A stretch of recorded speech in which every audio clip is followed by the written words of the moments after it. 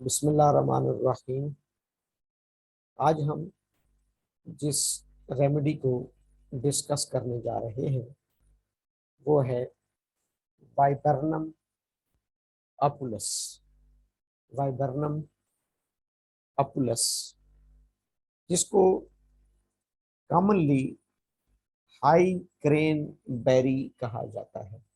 High کرین بیری ہماری یہ میڈیسن پلانٹ کنگڈم کی ٹریکیوفائٹس کلاس، پلانٹ کنگڈم سورس اس کا پلانٹ کنگڈم ہے، پلانٹ میں کلاس اس کی ٹریکیوفائٹس۔ ٹریکیوفائٹس وہ پلانٹس ہوتے ہیں جن کو ویسکولر پلانٹ کہا جاتا ہے، یعنی زائلم اور phloem vascular plant. Vascular plant میں اینجیوسپرمز اس کی سب کلاس ہے۔ اینجیوسپرمز are the flowering plants.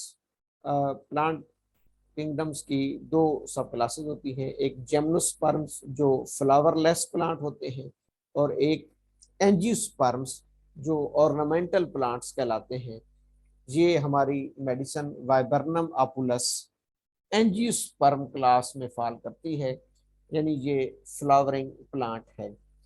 Doctor صاحبان ایز وی نو دیٹ کہ پلانٹ کنگڈم اور اینیمل کنگڈم میں next level of classification family ہوتا ہے، تو اس ہماری میڈیسن کی فیملی ایڈوکسی یا اس کا پرانا نام کیپری فلیسی بھی ہے۔ کیپری فلیسی، کیپری فلیسی، اور ماڈرن باٹنی میں اس کو ایڈوکسی کے نام سے لکھا جاتا ہے۔ ہر پلانٹ میں فائٹو کیمیکلز پائے جاتے ہیں۔ اس پلانٹ کے فائٹو کیمیکلز میں جو سب سے زیادہ موسٹ پرومیننٹ کیمیکل کانسٹیٹیوئنٹ ہے وہ سکسینک ایسڈ ہے۔ سکسینک ایسڈ، SUCCINIC، سکسینک ایسڈ۔ اور موسٹلی اس میڈیسنز کا جو کیوریٹو ایکشن ہے، جو اس میڈیسنز کی کیوریٹو پاور ہے، وہ اس کیمیکل کنسٹیٹیوئنٹس کی وجہ سے ہے، جس کو سکسینک ایسڈ کہا جاتا ہے۔ اس پلانٹ کو باٹنی کی دنیا میں یا ہربل کی دنیا میں کریمپ بارک پلانٹ کہا جاتا ہے اور لکھا جاتا ہے کریمپ بارک۔ اس پلانٹ کی جو بارک ہے اس کے ایکسٹریکٹس میں یہ آبزرو کیا گیا کہ ان کیمیکل کانسٹیٹیوئنٹس کی وجہ سے اس کے اندر ایک میڈیسینل پراپرٹی ہے کہ وہ انسانی باڈی کے سموتھ مسلز کی سپیزم کو، سموتھ مسلز کی ایب نارمل کنٹریکشن کو ریلیکس کر دیتا ہے، اس لیے اس کو سموتھ مسل ریلیکسنٹ کہا جاتا ہے۔ سموتھ مسل ریلیکسنٹ۔ میں تھوڑا سا بتاتا چلوں، ہماری باڈی میں کچھ اسکیلیٹل مسلز ہیں، کچھ سموتھ مسلز ہیں۔ اسکیلیٹل مسلز وہ ہوتے ہیں جو بونز کے ساتھ اٹیچ ہوتے ہیں اور ان کی موومنٹ ہماری ول کے تابع ہوتی ہے، ان کو ہم وولنٹری مسلز کہتے ہیں، یعنی وہ ہماری ول کے تابع کام کر رہے ہوتے ہیں۔ دوسری ہماری باڈی میں سموتھ مسلز ہیں، بون لیس ایریاز میں سموتھ مسل، اور ان کی موومنٹ یا ان کی کنٹریکشن یا ریلیکسیشن ہماری ول کے تابع نہیں ہوتی، بلکہ وہ خود بخود ہو رہی ہوتی ہے، انوولنٹری مسلز۔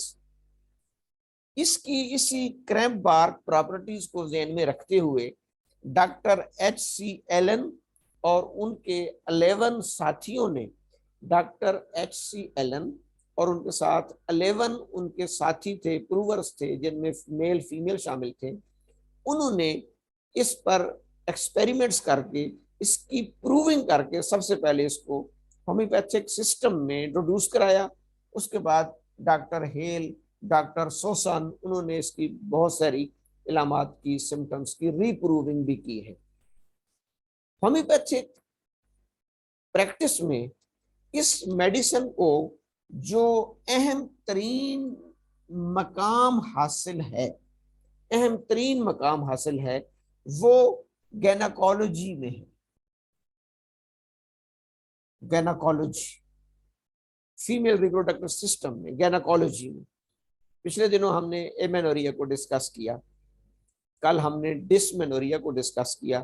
اسی سیکوینس میں ڈسمینوریا کی فیمیل ریپروڈکٹیو سسٹم میں ڈسمینوریا، اور بالخصوص پرائمری یا سیکنڈری ڈسمینوریا جس میں سپیزم آ رہا ہو، اس کو کہتے ہیں سپازموڈک ڈسمینوریا. سپازموڈک ڈسمینوریا، سپازموڈک یعنی سپازموڈک ڈسمینوریا وہ ہوتا ہے کہ جس میں پینس ایک گراف کی طرح جاتی ہیں. مثلا پین سٹارٹ ہوئی، پیک پہ جا کے پھر آہستہ آہستہ پیشنٹس ریلیف محسوس کرتا ہے. تو مسلز جب اپنے پیک کی کنٹریکشن پہ ہوتے ہیں، اسپیزمز کریٹ کر رہے ہوتے ہیں، تو پیشنٹس کو انتہا کی انٹینس پین محسوس ہو رہی ہوتی ہے. اسپازموڈک contraction, اسپازموڈک contraction of the muscles, اور بالخصوص اسپازموڈک contraction of the smooth muscles. اور پھر یہ دیکھا گیا کہ اسموتھ مسلز میں بھی بالخصوص جو یوٹرس کے مایومیٹریم ہے. As we know that there are 3 layers of uterus: perimetrium, myometrium اور endometrium. endometrium کل میں نے پرسوں ڈسکس کیا تھا کہ وہ ایک انر موسٹ لائننگ ہوتی ہے جو ہر مینسٹرل سائیکل میں اس کی شیڈنگ ہوتی ہے، وہ بریکیج ہوتی ہے. اس کو مینسٹرل مٹیریل کو یا مینسٹریشن کو کاز کرنے کے لیے یوٹرس کا کنٹریکٹ کرنا ضروری ہے. انڈر دا ہارمون آکسیٹوسن جو ہمارا پیچوٹری ریلیز کر رہا ہوتا ہے، آکسیٹوسن کی نگرانی میں یوٹرس کی مایومیٹریم کانٹریکٹ کرتی ہے اور ریلیکس کرتی ہے، جس سے انڈومیٹریم کی شیڈنگ ہوتی ہے اور انڈومیٹریل مٹیریل مینسٹرل مٹیریل کی صورت میں ویجینل کینال سے ایکسپیل آؤٹ ہوتا ہے. اب نارمل فزیالوجی میں اس یوٹرس کے مسلس کی نارمل کنٹریکشن ہو رہی ہوتی ہے، جس سے فیمیل کوئی ڈسکمفرٹیبلٹی محسوس نہیں کرتی. لیکن جب ان مسلس کی ایب نارمل کنٹریکشن ہوگی، ایب نارمل کنٹریکشن میں جائیں گے تو وہاں اسپیزمز پیدا کر دیتے ہیں، مسل اسپیزمز پیدا ہوگا، جس کی وجہ سے بیفور دا مینسٹریشن اور during menstruation, before the menstruation or during menstruation, female is feeling intense spasmodic pain. In pain میں اس میڈیسنز کو اعلیٰ مقام حاصل ہے، وائبرنم اپولس کو. کیوں کہ اس کی بارک کو کہا جاتا ہے کریمپ بارک. کریمپ بارک اس کا ہومیوپیتھک میں نہیں، اب باقی لٹریچر پڑھیں گے باٹنی اور ہربل کا، اس میں اس پلانٹ کو نام بھی دیا گیا ہے کریپ بارک. اسی کی وہی پراپرٹیز کو ذہن میں رکھتے ہوئے ڈاکٹر ایچ سی ایلن نے اس کو ہومیوپیتھیکلی پوٹنٹائز کیا اور اس کو انٹروڈیوس کرایا. اور اب موسٹلی ہماری یہ جتنے بھی ڈسمینوری، بالخصوص ویسے تو ڈسمینوریا کی بھی بہت سی ٹائپس ہیں، کل میں نے بتائی تھی، پرائمری، سیکنڈری، لیکن اسپیشلی اسپیزموڈک ڈسمینوریا جہاں پر بھی فیمیل اسپیزموڈک، اس کی جو کی نوٹ ہے، جو یاد رکھنے والا پوائنٹ ہے کہ ہم نے اس کو کہاں استعمال کروانا ہے، جہاں پر اسپیزموڈک اسپازموڈک ڈسمینوریا آئے گا، یا ایک ڈاکٹر بورک نے دوسرا بڑا اچھا لفظ لکھا ہے میمبرینس ڈسمینوریا. یہ دو لفظ اس میں اہم ترین ہیں جو اس میڈیسن کو ڈفرینشیٹ کرتے ہیں باقی میڈیسن سے. جب بھی پینفل مینسٹریشن ہوگی اس میں دو لفظ ہو، یا تو اسپیزموڈک ڈسمینوریا ہوگا یا میمبرینس. اسپیزموڈک میں میں نے بتایا کہ پینز بالکل پیک پہ جائیں گی اور پھر ریلیکس کریں گی، پھر پیک پہ جائیں گی، پھر جس کو ہم کہتے ہیں کہ ایک قسم کا تشنجی درد باقی جگہ پر ہوں باڈی میں، تو وہاں ٹاپ گریڈ ریمیڈی ہماری کیوپرم میٹ ہے، کیوپرم میٹالیکم، کیوپرم سے بنتی ہے، کاپر سے۔ یہ وہ ہماری ریمیڈی ہے کہ ڈاکٹر صاحبان جس میں ڈاکٹر بورک نے اپنے مٹیریل میڈیکا میں کوئی 10 سے 12 مرتبہ لفظ سپیزم یوز کیا ہے، کنولژنز اور سپیزمز کیوپرم میٹ میں ٹاپ گریڈ ریمیڈی ہے سپازم کی۔ اس کے بعد لیکن وہ جنرل ہے، وہ پولیکریسٹ ہے، پوری باڈی میں کہیں پر بھی سپازم آ رہا ہوگا، کہیں پر بھی کنولژن آ رہی ہوگی، اسپیزموڈک کنٹریکشن آف دی مسلز ہوگی، تو ہم نے کیوپرم میٹ کو یاد رکھنا ہے۔ لیکن سب اسپیشلٹی اگر گینیکالوجی میں، اور پھر گینیکالوجی میں بالخصوص مینسٹرل سائیکل میں ڈیورنگ مینسٹریشن ہمیں ڈسمینوریا ملے، اور وہ بھی کون سا ڈسمینوریا؟ اسپیزموڈک یا ممبرانس ڈسمینوریا کی ایک یہ پہچان ہے کہ اس میں بھی اتنا شدید پین ہوتا ہے کیونکہ مایومیٹریم اتنی انٹینس کنٹریکشن میں جا رہی ہوتی ہے کہ وہ تاکہ اینڈومیٹریم کو شیڈ کرے، اور اس میں فیمیل ممبرانس ڈسمینوریا ہوتا ریئر ہے، اس میں فیمیل آپ کو یہ بتائے گی کہ مجھے گچھوں کی صورت میں مینسٹریل بلڈ میں کلاٹس آتے ہیں اور گچھے آتے ہیں، بنچ، اس کو یوٹرائن کاسٹ بھی کہا جاتا ہے، کہ وہ ایسے لگتا ہے کہ جیسے یوٹرس کی پوری جو اینڈومیٹریم ہے، اینڈومیٹریم وہ پیسز میں نہیں بلکہ گچھوں کی صورت میں مینسٹریل بلڈ میں آ رہی ہے، تو اس وقت انتہائی پین ہوتا ہے۔ اس کنڈیشن میں موسٹ فیوریبل ریمیڈی ہے وائبرنم اپولس۔ اس کے بارے میں تمام ڈاکٹرز نے لکھا ہے کہ during menstruation, during M face, اس کو آپ مادر ٹنکچر، اچھا ہاں یہ چونکہ نان ٹاکسک ہے، first of all we should know that کہ یہ اس کا جو کیمیکل کنسٹیٹوئنٹس ہے وہ ویسے نان ٹاکسک ہے، اینیمل کے لیے بھی اور ہیومن کے لیے۔ ہاں کہ اس کو بہت زیادہ ہائی کروڈ فارم میں اگر اس کو لیا جائے تو پھر یہ ڈائریا وومیٹنگ کاز کرتا ہے، ادروائز یہ نان ٹاکسک ہے۔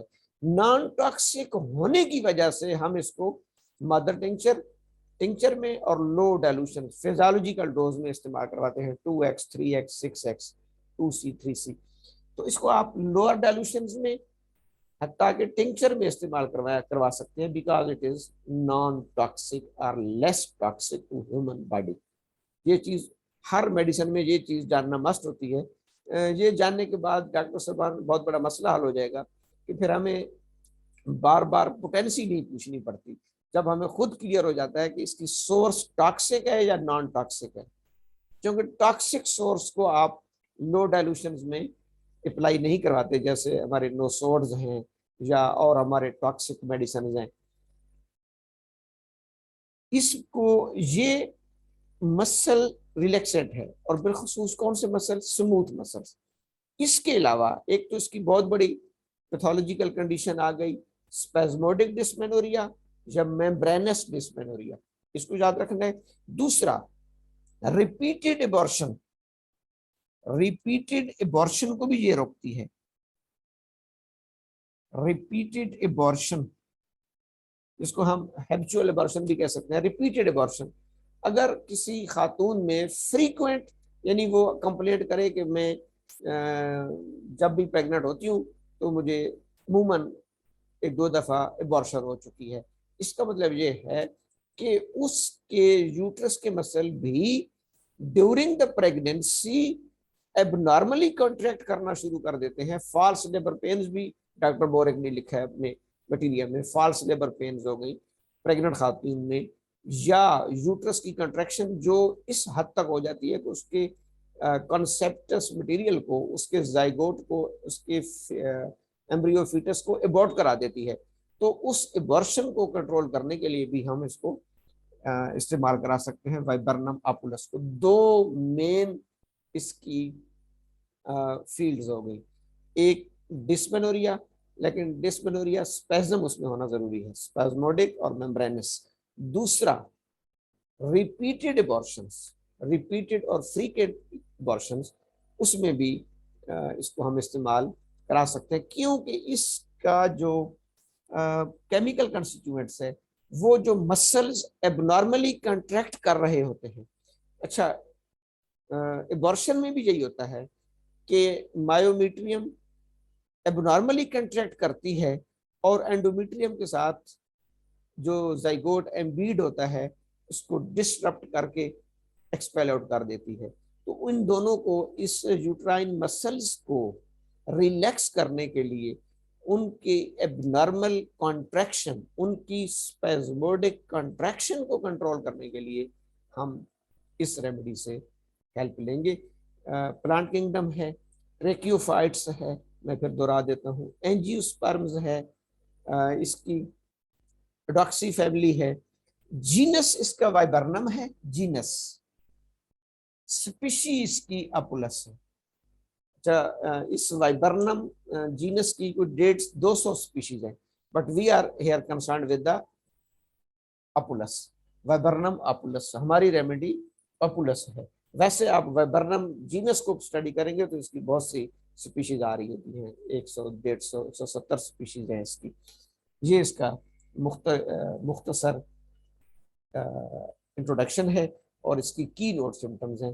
اس میں لفظ اسپازم، ڈسپینوریا، ممبرینس ڈسپینوریا اور فریکوینٹ ایبارشنس، اس کو ہم ذہن میں رکھیں گے، انشاءاللہ ہمیں کامیابی ہو۔ تھینک یو، والسلام۔